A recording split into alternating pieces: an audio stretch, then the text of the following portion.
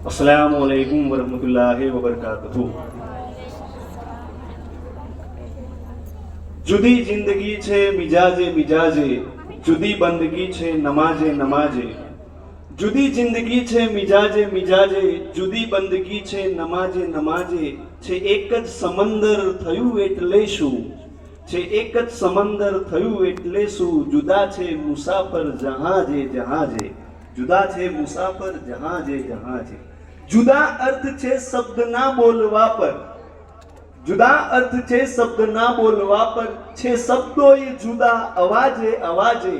उठी जाए घूंघट ढળી जाए घूंघट, जुदी प्रीत लागे मलाजे मलाजे। जुदी जिंदगी छे मिजाजे मिजाजे, जुदी बंदगी छे नमाजे नमाजे। આજના આ આંતરરાષ્ટ્રીય શિક્ષણ સત્કાર સમારોહમાં મને બોલવા માટેની જે તક આપી એ બદલ હું શૌકત અલી બાપુનો ખૂબ ખૂબ આભારી છું. અત્રે ઉપસ્થિત સર્વે મહેમાનગણો, વિદ્યાર્થીઓ, વાલીગણો,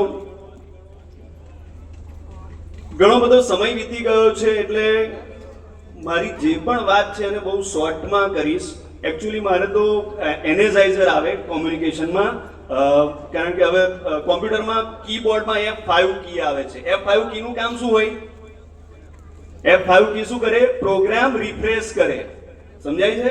હવે આ જે ઓડિયન્સ છે ને એનો પ્રોગ્રામ રિફ્રેશ કરવાની તૈયારી, કારણ કે પેટમાં ભૂખ લાગી હશે, બધું અલગ અલગ રીતે બધા વિચારતા હશે, તો થોડો પ્રોગ્રામ રિફ્રેશ કરી લઈએ. હું બોલું 1 એટલે તમારે એક તાલી વગાડવાની, હું બોલું 2 એટલે તમારે 2 તાલી વગાડવાની, હું બોલું 3 એટલે તમારે 3 તાલી વગાડવાની, હું બોલું 4 એટલે તમારે તાલી વગાડવાની નથી. સ્ટાર્ટ. 1 2 3 1 2 3 4. આવ્યો ને અવાજ? 1 4 આવ્યો ને અવાજ? તો આ એનેઝાઇઝર કહેવાય, એટલે મેન્ટલ ફ્રેશનેસ આવે. હવે મુદ્દાની વાત કરીએ. શૌકત અલી બાવાના આ ઇદારામાં હું 2012માં આવ્યો હતો અને સદભાગ્ય થયું કે બાપુનો ફોન આવે એટલે મારાથી ના ના કહેવાય કે હસનભાઈ તમે આવશો એવી બાપુ તમારે રિક્વેસ્ટ ના કરવાની હોય, તમારે આવવાનું જ છે એવો ઓર્ડર કરવાનો હોય. એ બાપુનું મારા હૃદયમાં એ સ્થાન અને મહત્વ છે. બધું જ થાય છે, બધું જોઈએ છે આપણે. દાતાઓ મળી રહે, મેં તો ઘણા ઇદારાઓ જોયા છે, દાતાઓ મળી રહે, પૈસા આપનારા લાખો રૂપિયા આપી દે, but it is very difficult task to manage the everything. અને જે આ મેનેજમેન્ટ કરે છે ને એને ખબર હોય, સંડાસમાં પાણીનો ફ્લશ બંધ થઈ ગયો હોય તો એમાં દોષ શૌકત અલી બાપુનો હોય.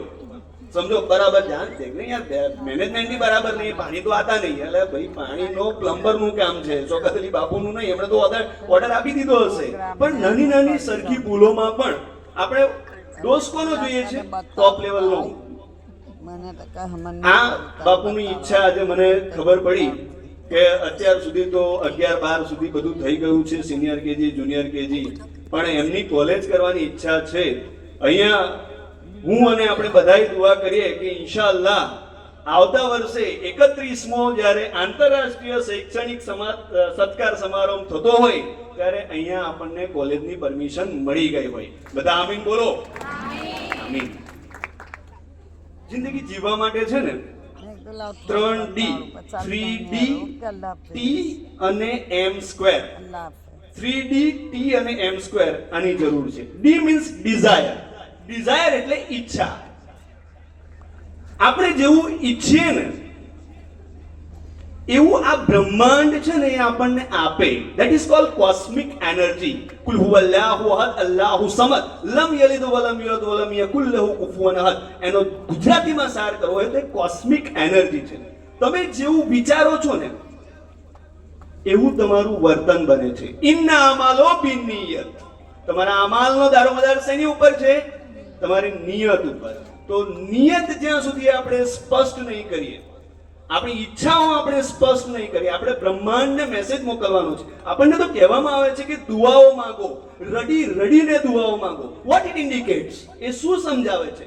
કે જ્યારે તમે રડીને દુઆઓ માંગો છો, તમારી ઈચ્છા શક્તિને વારે વારે મજબૂત કરો છો કે યા અલ્લાહ મને આટલો સક્સેસ આપ, યા અલ્લાહ મને આવી રીતે આગળ વધાર. તમે તમારી ઈચ્છા શક્તિઓને મજબૂત કરો છો ત્યારે જે બ્રહ્માંડની કોસ્મિક એનર્જી છે, જેને આપણે ઈશ્વર કહીએ છીએ, અલ્લાહ કહીએ છીએ, દેવ કહીએ છીએ, એ બધું જ આપણને એ પ્રાપ્ત કરવા માટે પ્રયત્નશીલ થઈ જાય છે. અને જ્યારે જ્યારે આપણે સારી ઈચ્છાઓ કરીએ છીએ ત્યારે ત્યારે આપણને સારા ફળો મળે છે.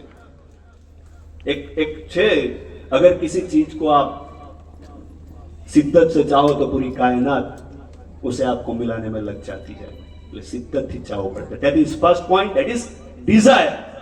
second one is discipline, અનુશાસન. આ જે પણ એનઆરઆઈ બેઠા છે ને, બધાનો અભ્યાસ કરો ને, કોમન એક તો એમનામાં અનુશાસન 100% હશે. આ બધા અનુશાસિત લોકો છે. તમે બધાય છો, હું છું, બરાબર, પણ આપણે એનઆરઆઈ નું હમણાં અર્થઘટન કરીએ ને તો કેમ? હવે અનુશાસન આપણને કોણ શીખવે? તો આપણે બધા નમાજ પઢીએ, તો નમાજ આપણને શું શીખવે છે? નમાજ આપણને અનુશાસન શીખવે છે, ડિસિપ્લિન શીખવે છે.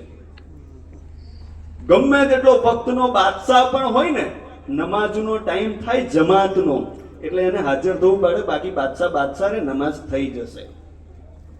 આ અનુશાસન શીખવે છે. થર્ડ વન ઇઝ ડેડિકેશન, સમર્પણ. આ જે બધા લોકોના સન્માન થયા ને, એ સન્માન કેમ થયા ખબર તમને? એમણે સમર્પિત ભાવથી તમારા બાળકોને ભણાવ્યા. ડેડિકેશન હોવું જોઈએ, સમર્પણ હોવું જોઈએ. આપણે વાત કરીએ કે વોચમેન છે, બરાબર, તો 2 જણાને વોચમેનની નોકરી મળી છે. એક જણને નાઇટ ડ્યુટી છે બંનેની, ફોર એક્ઝામ્પલ. એક જણો આઈને સૂઈ જાય છે, માલિકને ખબર નથી, અને એક જણો આખી રાત જાગે છે. તો જે આખી રાત જાગે છે ને, એ ડેડિકેટેડ છે. અલ્લાહ એને ગમે ત્યાંથી આગળ વધારશે વધારશે ને વધારશે, કારણ કે અલ્લાહ જોવે છે. એનો માલિક જોવે કે ના જોવે અલગ વાત છે, મારો પરવરદિગાર જોવે છે, મારો માલિક જોવે છે. અને આ ડેડિકેશન છે. 3D T, that is time management. Time management એટલે શું? આપણા બાળકો બધા છોકરાઓ બેઠા છે, બરાબર, આપણે પરીક્ષા આવે ત્યારે આપણે વાંચવાનું શરૂ કરીએ, બરાબર. આપણને ખબર જ છે કે જૂન મહિનામાં આપણું એડમિશન થયું, તો શા માટે આપણે જૂનથી જ શરૂઆત નહીં કરતા? આપણે શું કરીએ છીએ કે જ્યારે પરીક્ષાનો કાર્યક્રમ આપણને મળે છે ત્યાર પછી આપણે વાંચવાની શરૂઆત કરીએ છીએ. અને બાપુ, મેં તો એવા વિદ્યાર્થીઓ જોયા છે કે જે પરીક્ષાનો કાર્યક્રમ આવે તોય નહીં, अभी वीक बाकी है ना, वीक के बाद स्टार्ट करेंगे, अभी कल परसों मंडे को एग्जाम है ना, कल स्टार्ट करेंगे. पाछू काल થઈ જાય ને એટલે ફરી એવો વિચાર કરે, રાત को 2 बजे उठ के मैं मेहनत करूंगा, ફરી રાતના 2 વાગી જાય ફરી પાછું છોડી દે. એને સવારમાં 5 વાગે ઉઠાડે એની મમ્મી, ત્યારે ઉઠે અને ફરી પાછો વિચાર કરે કે 5 बजे अभी यार क्या है, कॉलेज जाके स्कूल जाके मैं पढ़ लूंगा. અને પછી સ્કૂલમાં સાહેબ પરીક્ષાના સમયે છેલ્લી ઘડીએ બેન્ચીસ પર બેસતા પહેલા છોકરોને વાંચતો જોયો છે મેં. આ પરિસ્થિતિ ના લાવવાની હોય. આપણે તો પહેલેથી ટીપ ટોપ તૈયાર થઈને જ જવાનું. તો ધેટ ઇઝ ટાઈમ મેનેજમેન્ટ. આપણે ટાઈમ મેનેજ નથી કરી શકતા. 2M, man square. 1 is mother parents service, મા બાપની સેવા.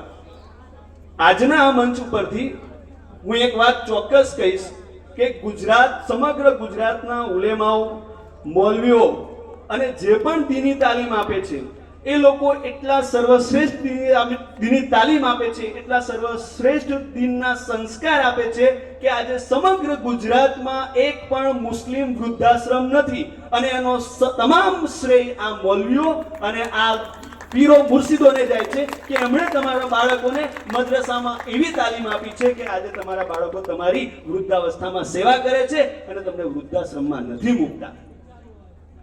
તો હું બાળકોને પણ વિનંતી કરીશ કે બાળકો, પેરેન્ટ્સ ખૂબ સંઘર્ષ કરતા હોય છે, ખૂબ મહેનત કરતા હોય છે, ખૂબ દુઃખ વેઠતા હોય છે, બરાબર. તમે તમારી મમ્મીને પૂછો કે તમને ભણાવવા માટે કેવી તકલીફો.